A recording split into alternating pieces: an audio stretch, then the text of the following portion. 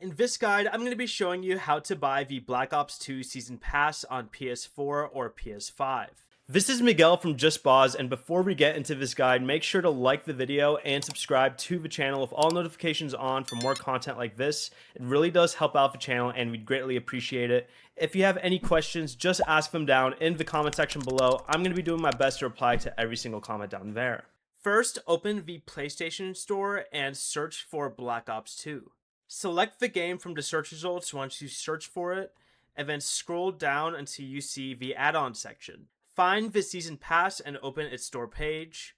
The Season Pass includes the available Black Ops 2 DLC packs, including additional multiplayer and zombies maps. Review the current price and included content before purchasing. Select add to cart or buy, then complete the payment using your PlayStation account. You can also find it by highlighting Black Ops 2 from your home screen. So let me back out real quick. Highlighting Black Ops 2 from your home screen or game library, opening the game page and scrolling down to add-on. For me, it's in Manage Game Content and it is all right here.